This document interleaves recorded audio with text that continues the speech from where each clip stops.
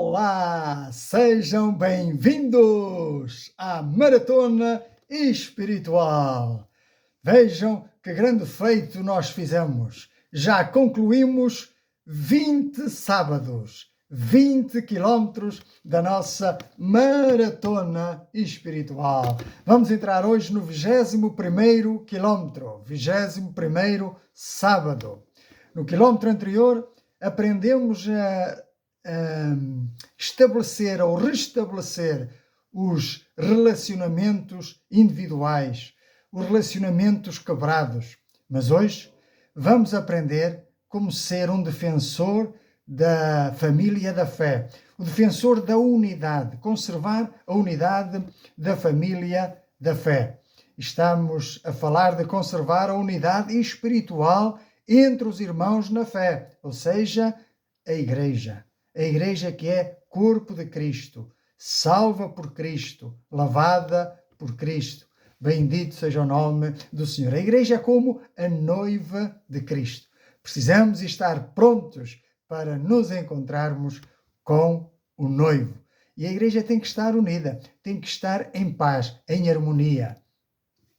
E isto é tão importante porque se trata de uma questão de vida ou morte no que diz respeito ao testemunho cristão. Jesus orou fervorosamente pela nossa unidade, pela nossa união, porque é desta forma, disse Jesus, que o mundo pode ver e crer em Cristo Jesus. Então, proteger a igreja, proteger esta unidade, não significa defender o edifício das quatro paredes, mas significa guardar o vínculo da paz entre os irmãos. Então, bem-vindos à Maratona Espiritual, uma maratona de 40 sábados, onde estamos a aprender a viver vidas com propósito. Aleluia! Bendito seja o nome do Senhor. Então, a unidade, como já se vê, a unidade da igreja não é uma opção secundária, nem é um ideal inatingível, mas é uma responsabilidade confiada a cada crente, a cada maratonista. Quando o Senhor Jesus orou ao Pai, antes da sua crucificação, uma das suas maiores preocupações foi que os seus discípulos permanecessem unidos. É uma oração muito importante e que nós vamos lê-la aqui. Encontra-se em João no capítulo 17, versículos 11 a 26. Vamos lá ver então como é que Jesus orou. Diz: Pai Santo, guarda-os em teu nome. Está-se a referir aos discípulos. Guarda-os em teu nome que me destes, para que eles sejam um, assim como nós. Quando eu estava com eles, guardava-os no teu nome que me deste, e protegi-os, e nenhum deles se perdeu, exceto o filho da perdição, para que se cumprisse a Escritura. Mas agora vou para junto de ti, e isto falo estando ainda no mundo, para que eles tenham o meu gozo completo em si mesmos. Eu lhes tenho dado a tua palavra, e o mundo os odiou, porque eles não são do mundo.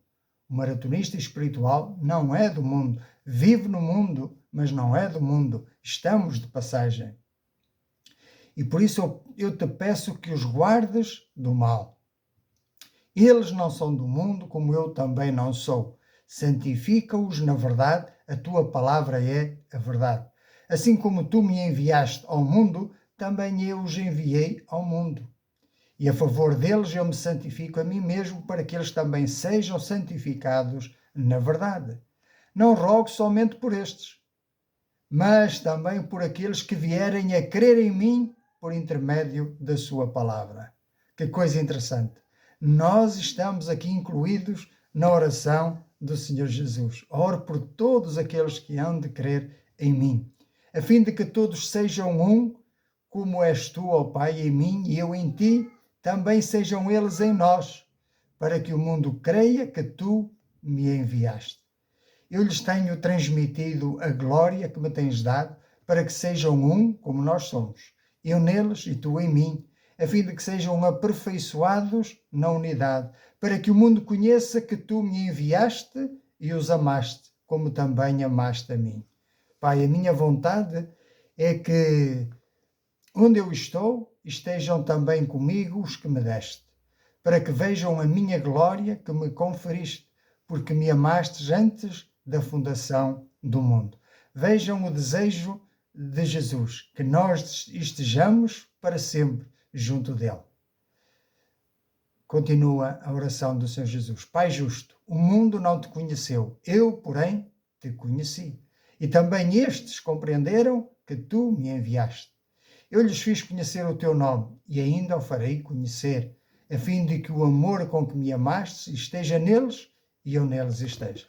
Temos a garantia, então, de que temos o amor de Deus em nós. Bendito seja o nome do Senhor. A unidade do povo de Deus é, portanto, um testemunho vivo da realidade do Evangelho. Não se trata de vivermos em uniformidade, todos pensarmos o mesmo, pois nas coisas secundárias certamente haverá pensamentos diferentes, mas trata-se de viver uma harmonia na diversidade, nas diferenças. E essa harmonia só é possível quando é produzida pelo Espírito Santo entre pessoas diferentes, de culturas diferentes, mas que foram reconciliadas com Deus pelo mesmo Salvador. Bendito seja o nome do Senhor. Estamos a aprender a viver vidas com propósito. E sabemos que por nós próprios nós não conseguimos construir esta unidade.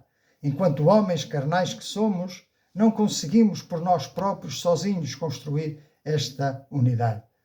Por isso é importante entendermos e percebermos este detalhe que encontramos em Efésios, no capítulo 4, versículo 1 a 6. Reparem. Rogo-vos, pois eu, o prisioneiro no Senhor, que andeis de modo digno da vocação a que fostes chamados. Como é que então nós devemos andar? Com toda a humildade e mansidão, com longanimidade, suportando-vos uns aos outros em amor. Agora tome nota no versículo 3. Esforçando-vos diligentemente por preservar, por conservar a unidade do Espírito no vínculo da paz. Aqui é que está o detalhe. Aqui não diz para nós criarmos a unidade. Diz apenas para preservá-la, para conservá-la. Porque a unidade somente é possível criada pelo Espírito Santo, ou ser criada pelo Espírito Santo.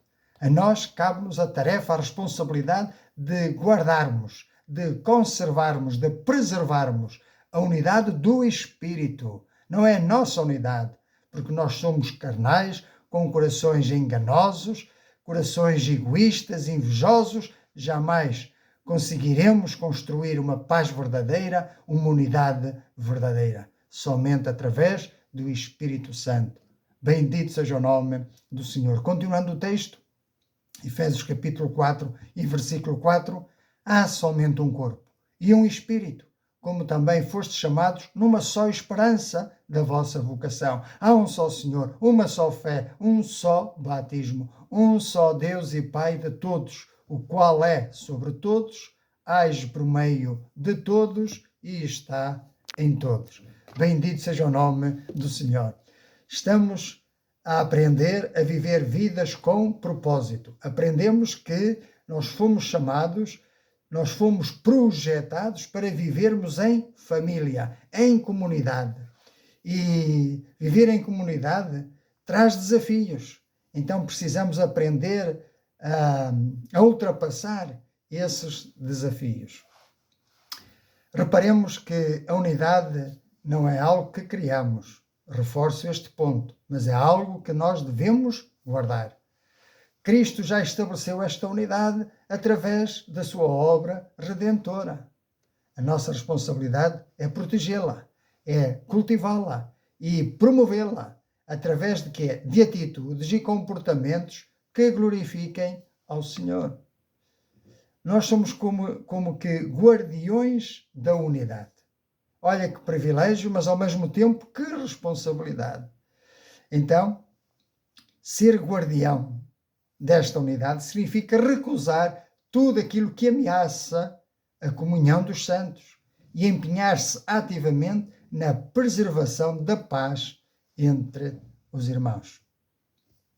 Então, para melhor vivermos vidas com propósito, vamos agora ver 5 atitudes que nós precisamos desenvolver na nossa vida, na nossa prática diária. Em primeiro lugar, devemos focar-nos no que temos em comum, não nas diferenças.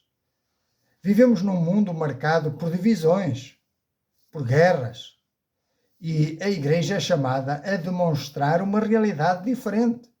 Infelizmente, em muitas igrejas também se vêem divisões e guerras.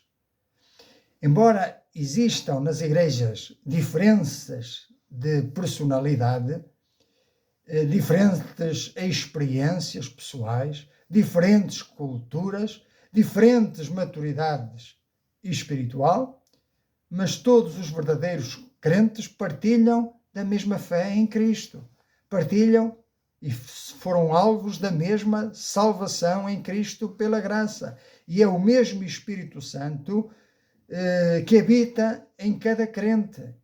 E temos a mesma esperança, a esperança da vida eterna. Por isso, Paulo escreve aos Romanos capítulo 14 e versículo 19: sigamos, pois, as coisas que servem para a paz, para a edificação de uns para com os outros. Isto é viver vidas com propósito. Por isso nós estamos nesta maratona espiritual. Se ainda não te alistaste, eu convido-te a alistar-te nesta maratona espiritual. O inimigo das nossas almas, que é Satanás, procura ampliar as diferenças, ou seja, ele procura seduzir-nos e procura levar-nos a atentar para as grandes diferenças, a atentar para o problema. Para quê? Para gerar conflitos. Mas o Espírito Santo, ele conduz-nos a valorizar aquilo que nos une em Cristo Jesus. Então, quando nós mantemos os olhos na cruz, na obra do Calvário, percebemos que temos muito mais em comum do que aquilo que nos separa. Portanto, a unidade cresce quando a nossa identidade principal não está nas preferências pessoais, mas na pessoa e na obra do Senhor Jesus Cristo.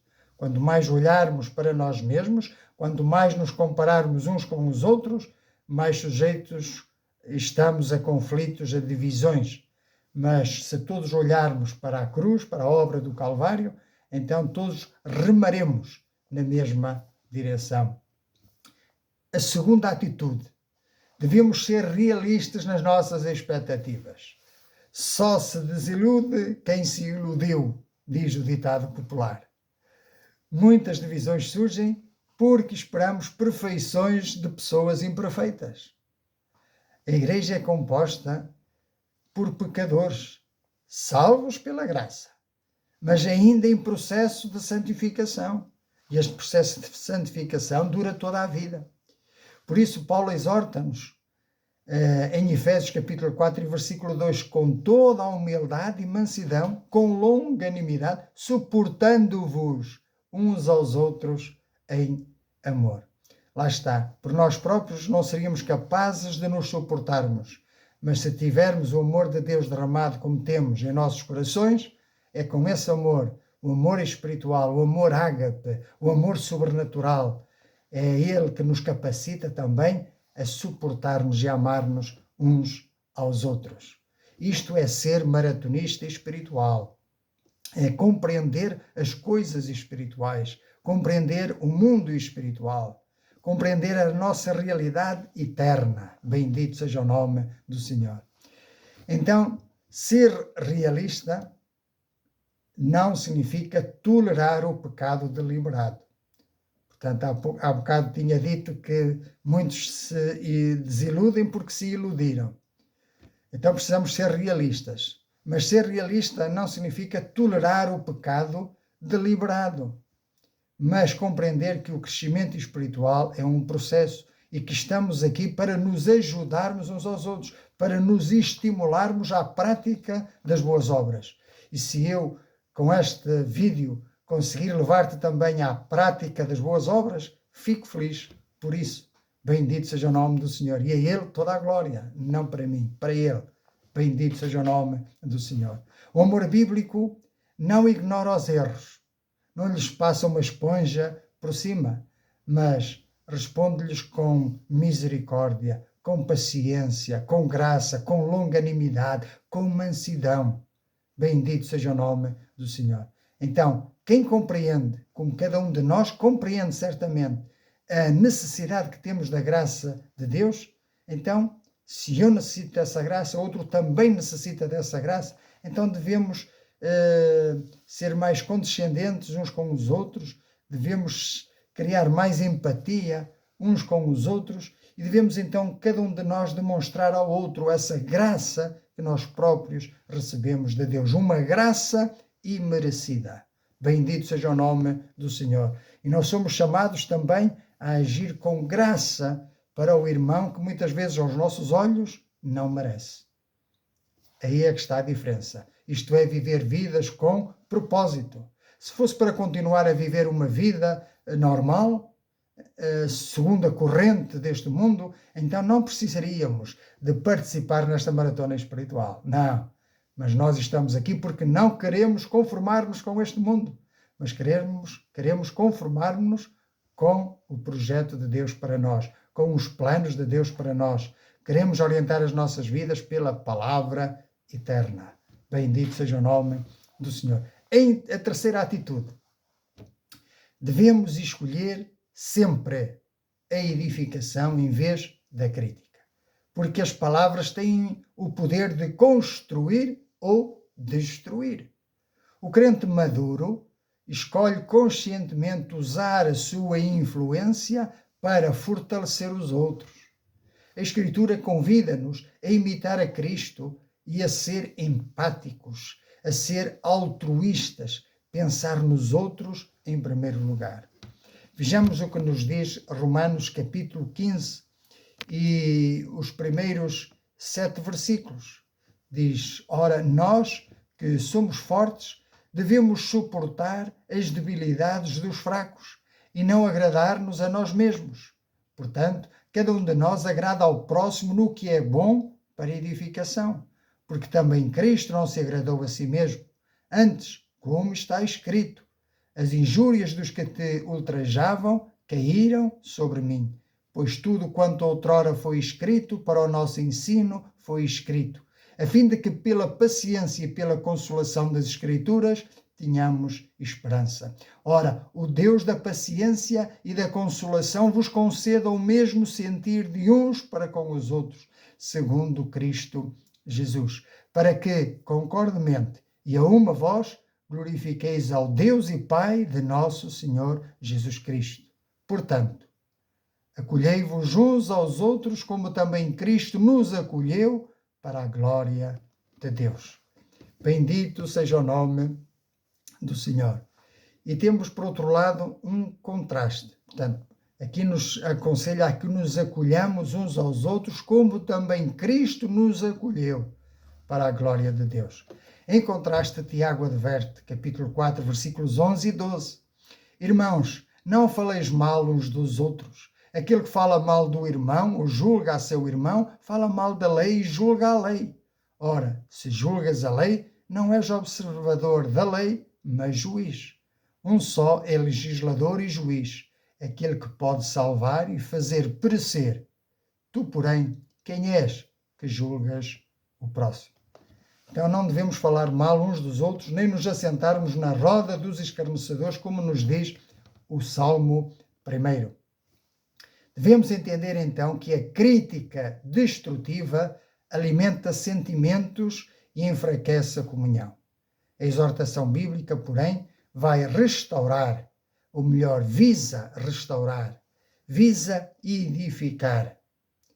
Por isso, antes de falar, devemos perguntar: as minhas palavras aproximam as pessoas de Cristo ou afastam-nas?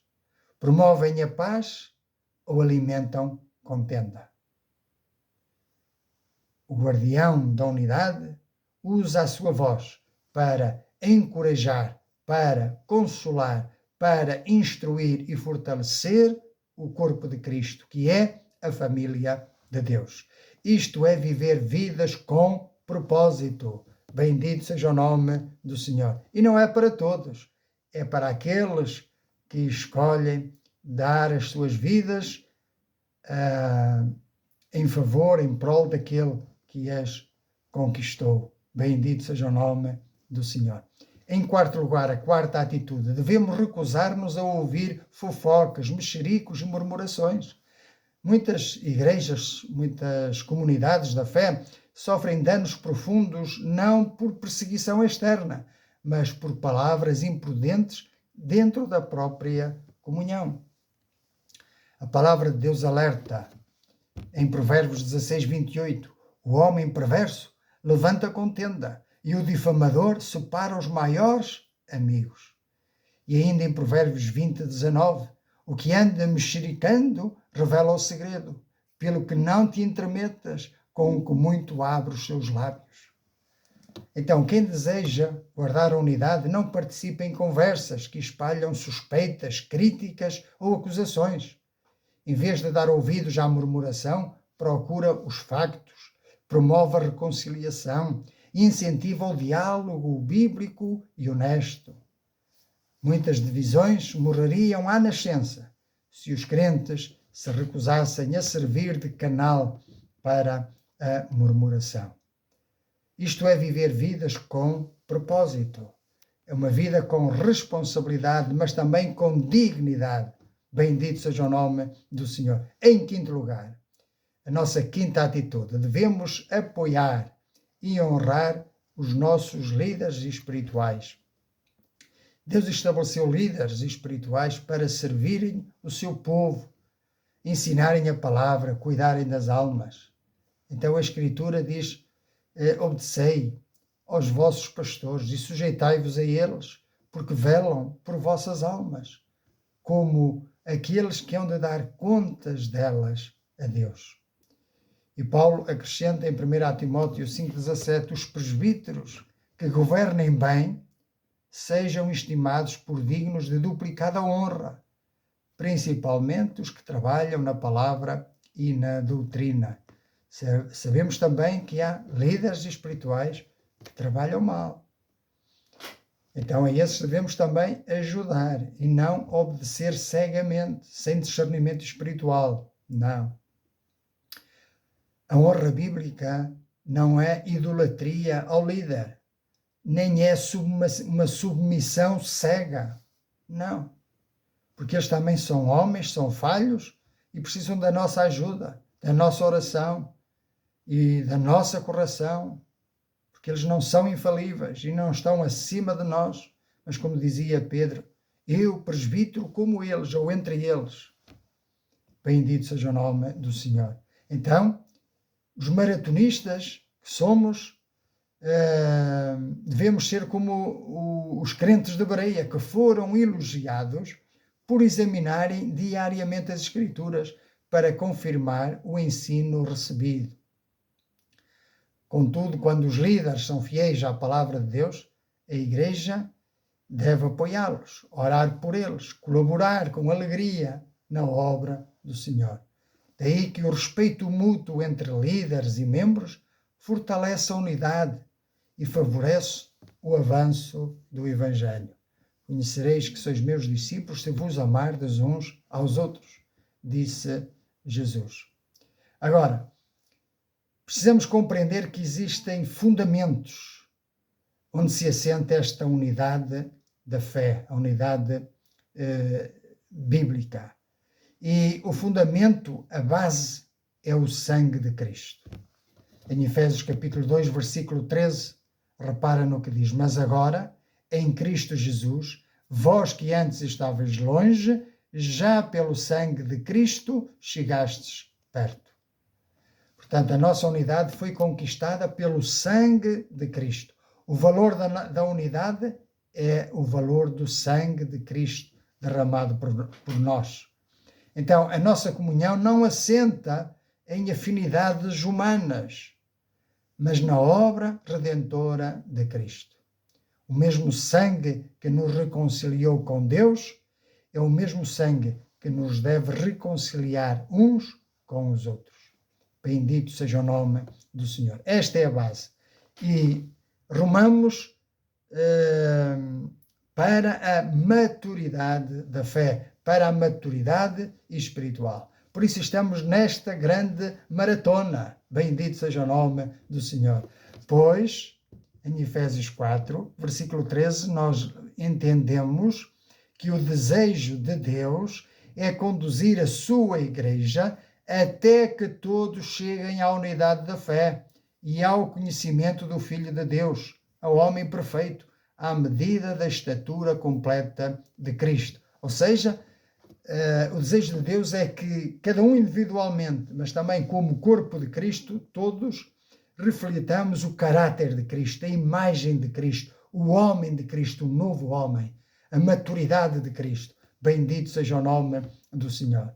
Portanto, nós não queremos a unidade em si mesma, mas nós precisamos guardar esta unidade porque ela serve o propósito de Deus, de produzir que é crescimento espiritual e também formar em nós Cristo, formar em nós o caráter de Cristo.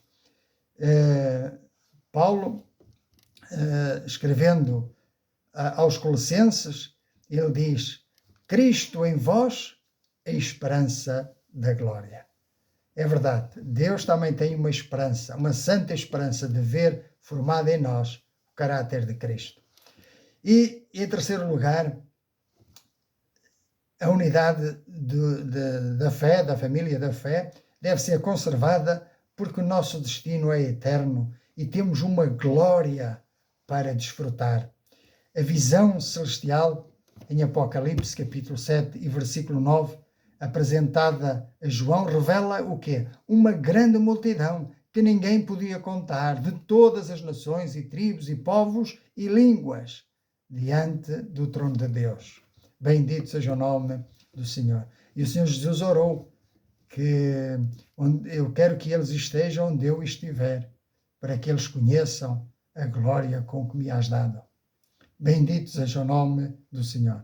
Portanto, aquilo que hoje vivemos de forma imperfeita será plenamente realizado na eternidade. A igreja que se diz militante, porque está de passagem neste mundo, tornar-se-á igreja triunfante. Bendito seja o nome do Senhor. E uma igreja unida para sempre diante do Senhor Jesus, diante do Cordeiro. Bendito seja o nome do Senhor. Chegados aqui, vamos meditar, vamos refletir nestas verdades que nós acabamos de falar. Verdades profundas, mas que precisam calar bem fundo na nossa alma. O Senhor Jesus orou para que todos sejam um, como tu, ó Pai, o és em mim e eu em ti, que também eles sejam um em nós, para que o mundo creia que tu me enviaste. Então, uma pergunta para meditarmos. Se a minha comunhão com os meus irmãos é o que prova ao mundo que Jesus é real, então devemos olhar para dentro e perguntar-nos: o que é que o meu comportamento atual está a dizer sobre Jesus? Sobre essa realidade que é a Igreja, o corpo de Cristo, aqui na Terra? Para meditarmos, para refletirmos. Em Mateus, no capítulo 18 e versículo 20, o Senhor declarou: porque onde estiverem 2 ou 3 reunidos em meu nome, aí estou eu no meio deles. Pergunto então, as minhas atitudes promovem a presença manifesta de Cristo através da unidade, através da concordância, através da comunhão? Ou as minhas atitudes contribuem para tensões que enfraquecem a unidade, que enfraquecem o testemunho da Igreja?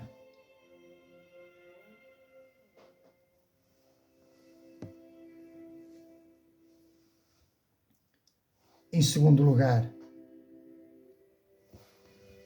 em Provérbios capítulo 6, versículo 19, a palavra afirma que Deus abomina, entre outras coisas, o que semeia contendas entre irmãos. Então perguntemo-nos, existe alguma palavra, alguma atitude, algum ressentimento, algum comportamento meu que esteja a gerar divisão em vez de reconciliação no corpo de Cristo?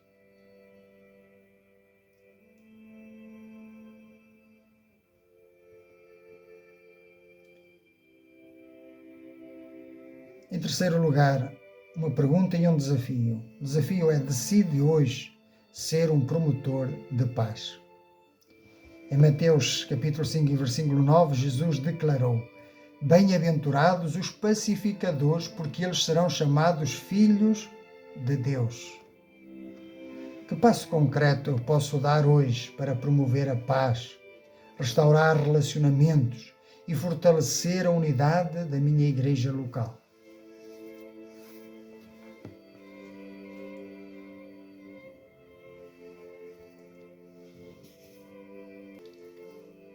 Talvez reconheças que ainda não fazes parte desta família espiritual porque nunca foste reconciliado com Deus. E eu quero dizer-te que a maior divisão da humanidade não é entre pessoas, culturas ou nações, mas é entre o homem pecador e o Deus Santo. A Bíblia declara: porque todos pecaram e destituídos estão da glória de Deus. E também afirma: porque o salário do pecado é a morte, mas o dom gratuito de Deus é a vida eterna por meio de Cristo Jesus, nosso Senhor. Jesus Cristo veio ao mundo para salvar pecadores. Só os doentes é que precisam de médico. Jesus Cristo morreu na cruz pelos nossos pecados, foi sepultado e ressuscitou ao terceiro dia para nos dar vida eterna. Portanto, Ele hoje oferece perdão completo para a tua vida. Ele oferece a vida eterna a todo aquele que se arrepende e crê nele. A Escritura promete em Romanos 10, versículo 13, porque todo aquele que invocar o nome do Senhor será salvo. Então, se reconheces a tua condição de pecador perdido e desejas receber Cristo como teu suficiente Salvador e confessá-lo como o único Senhor, então tu podes fazê-lo, podes expressar a tua fé através de uma simples oração. E se esse é o teu desejo sincero, livre e espontaneamente, se o desejas fazer, eu posso ajudar-te a fazer uma oração de entrega ao Senhor Jesus, e tu, se o desejas, podes fazer tuas estas minhas palavras. Vamos então orar? Senhor Deus e bendito Pai, reconheço que sou pecador e que mereço a condenação pelos meus pecados. Creio que Jesus Cristo é o teu Filho, que morreu na cruz em meu lugar, derramando o seu sangue para pagar a minha dívida, e que ressuscitou dentre os mortos ao terceiro dia, para me dar vida eterna. Hoje arrependo-me dos meus pecados e deposito toda a minha confiança em Cristo, somente e suficientemente. Confio somente em Cristo para a minha salvação. Senhor Jesus, recebe-me como teu filho. Perdoa os meus pecados, transforma a minha vida e torna-me uma nova criatura. Confesso-te como o meu único Senhor e suficiente Salvador. Capacita-me pelo teu Espírito Santo a viver para a tua glória, a servir no teu reino e a ser um embaixador da paz, da reconciliação e do Evangelho. Ajuda-me a amar a tua igreja, que é o teu corpo.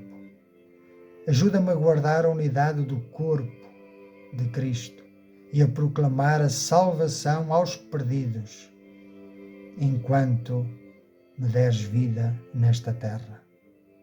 quero ser somente teu. Ajuda-me a ser-te fiel e a viver em santidade na tua presença. É em nome de Jesus que eu oro, para a tua honra e glória. Amém. Bendito seja o nome do Senhor. Se fizeste esta oração com fé genuína em Cristo, persevera agora na leitura da palavra de Deus, porque através dela Deus fala contigo. E através da oração nós falamos com Deus. Mas não fica por aqui, é preciso mais um terceiro passo.